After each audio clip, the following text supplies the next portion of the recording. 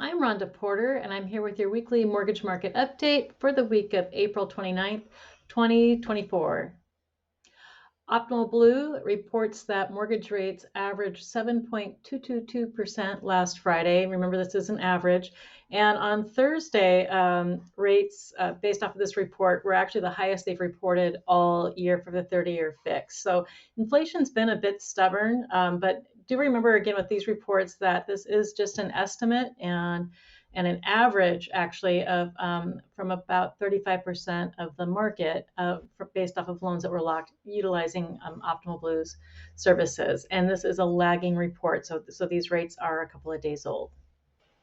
This is a very busy week. So we have Janet Yellen speaking today, and then on Wednesday is a big day with the ADP employment report, and then we're going to have the wrap up of the Fed's two-day meeting.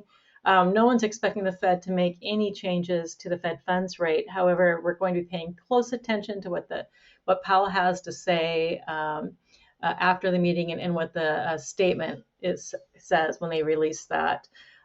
So we also have the jobs report on Friday. And although the jobs report doesn't really seem to be as accurate as the ADP report that's released on Wednesday, that Friday jobs report does seem to carry a lot more weight. So stay tuned and we'll see what happens this week.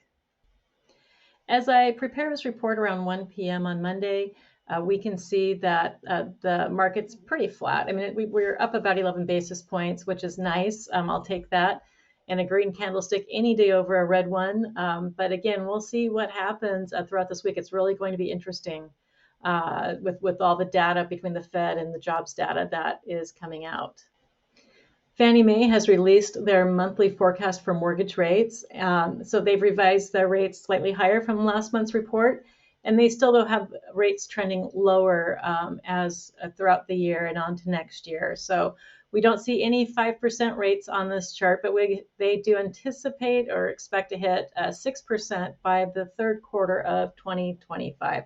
So again, it's all just a prediction, but for me, it kind of really backs up why I wouldn't wait for a 5.5% rate or 5% rate if you've been thinking about buying. You're just putting your life and your plans on hold, waiting for a rate that we don't know when or if it may happen.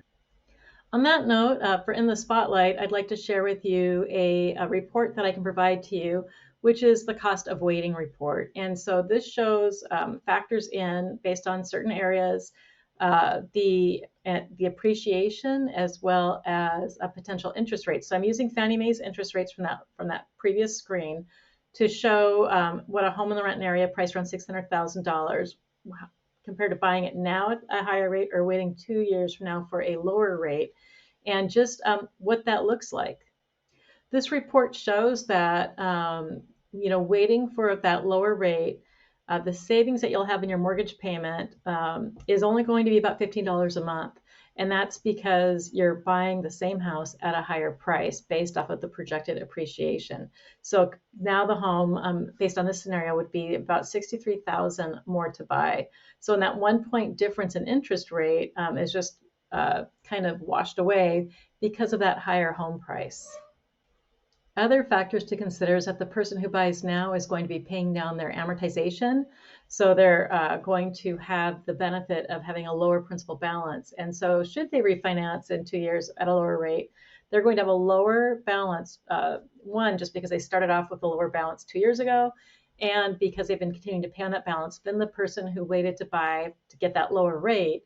And now they have a higher balance, assuming that both parties did roughly 10% down. So just something to really think about. And I'm happy to prepare any of these reports for you. If you'd like to have that for you or your clients, just reach out to me and let me know. I hope you're having a great week. And if you know anybody who's thinking about buying, selling, or remodeling, or if you'd like to have a report prepared for you, please reach out to me. I am happy to help. Take care. Have a great week. Please like and share, and I'll talk to you soon. Bye-bye.